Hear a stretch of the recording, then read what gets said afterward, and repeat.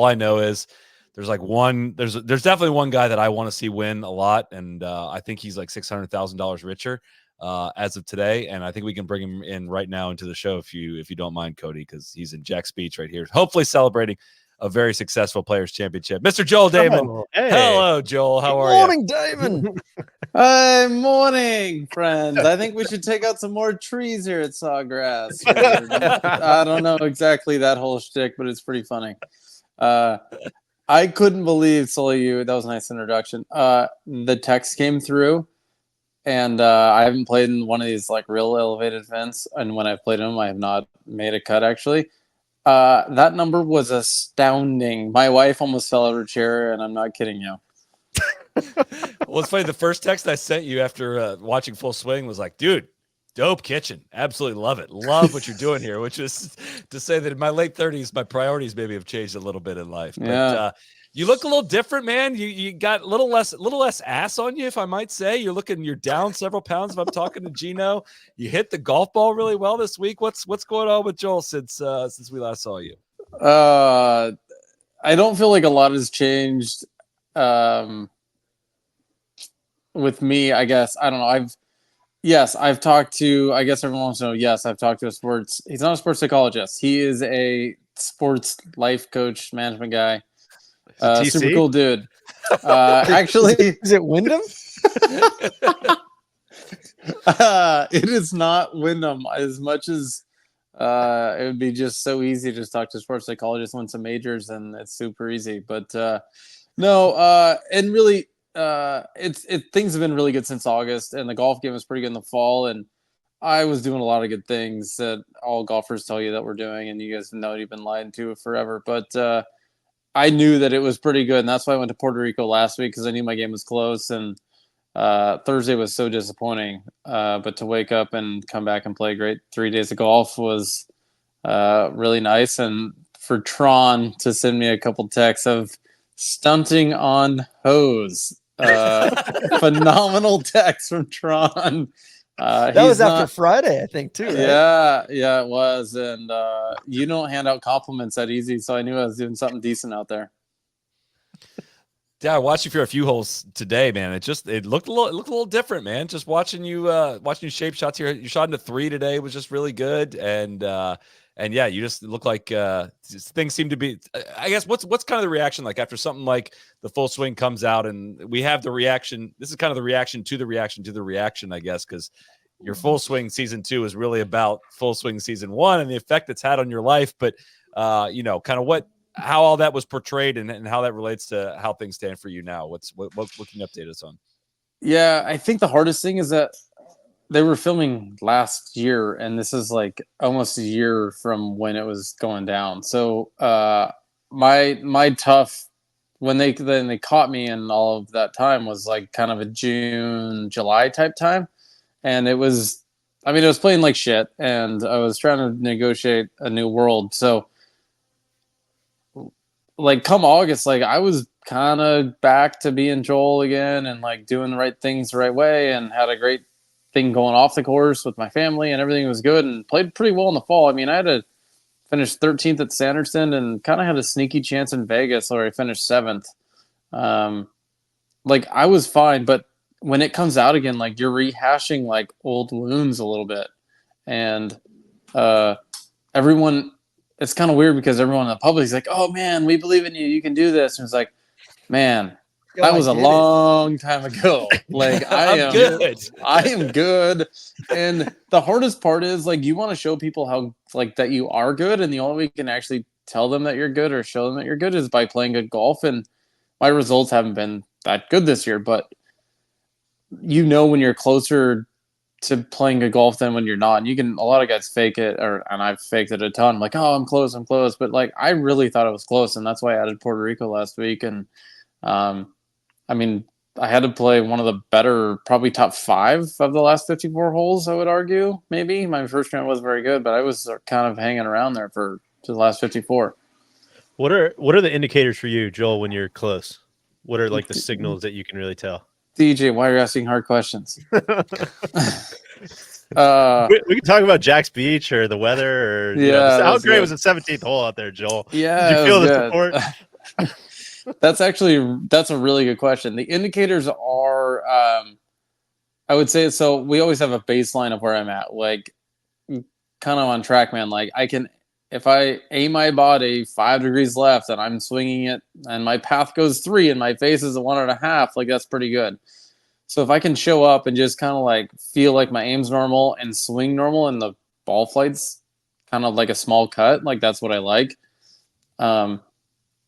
And sometimes when you show up to the golf course, it doesn't feel the same way. Sometimes you feel like you have to swing right, or sometimes you have to swing more left, or sometimes you feel like you have to aim a certain way. And it was all kind of coming together of like I started to feel it. And when I don't really play shots as much as maybe some other players, but like when I started to like feel a draw and actually like draws 2 yards, like that's pretty good. So I can get out there and just start playing golf. And I looked at my coach. Luckily, Coach Rob caddied for me last week in Puerto Rico, and he's like, dude, just play golf. Like, you're fine. Everything we're doing here, like, I kept looking at him for answers. He's like, I don't have an answer for you anymore, man. Like, at some point, you have to sack up and play golf. And after Thursday here this week, he's like, I can't, your numbers are fine. Like, quit playing TrackMan. He's like anti-TrackMan guy. Yes, we do have TrackMan, and we use it, but he's like, get out of TrackMan and go play golf. And I just started playing golf, and it actually worked, which is really fun. Joel, your hair looks magnificent. This is unbelievable. In the comments. I'm trying to balance my. I'm in actually Aaron Fleener's room right now, who's staying with me and trying to figure out where to go. But this is special. This is super long and really gray, and I can't believe that I'm in public like this. But no one watches your show anyway, so we're good guys, right? Joel, where are you going tonight? For you? Yeah, we'll set that up after. They showed it on the broadcast today. Austin Eckroat's ball hanging on the lip. Yeah.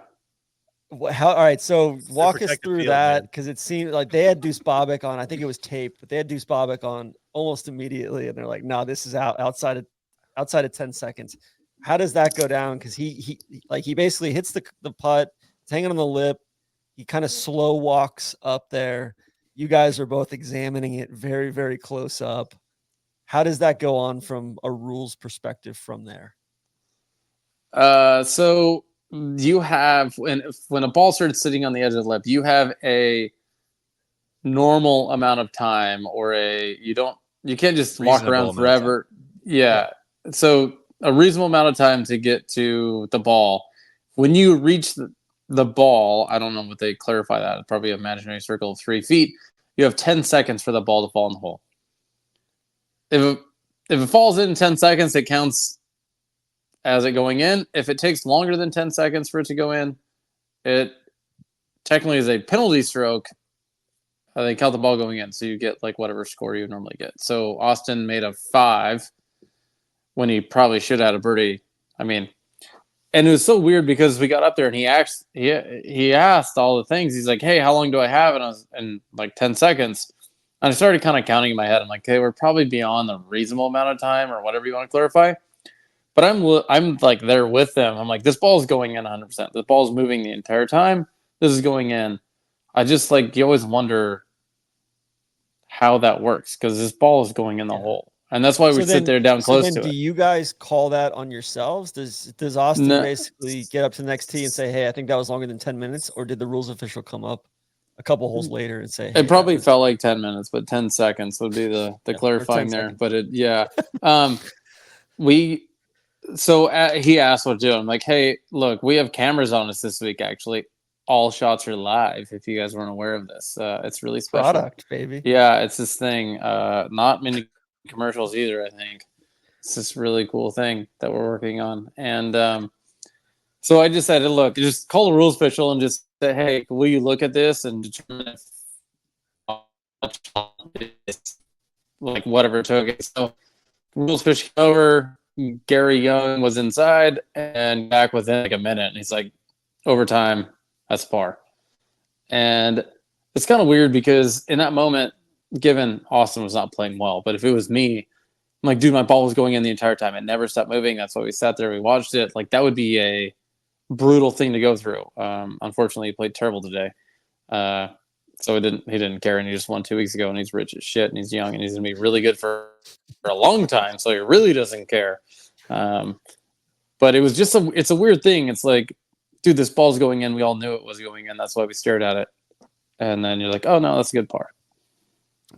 Joel, we opened the show today just with raving about the way this tournament ended, the way the energy was on this tournament all week, and how good the product was at the very end. What is it after what's been a kind of a tough start to the year with a lot of stuff that's been going on, tough couple of years, if I may say? Are you feeling that energy? Like, do you walk off this tournament aside from what you produced there? Are you kind of, with what the Players Championship as a whole? Kind of give us your reaction to the tournament and the week as a whole. Yeah, I mean, I get that, like, this week has an asterisk in it, right? Because Taylor Gooch isn't here, and I completely understand that. That's just the reality. It is. It's facts, actually.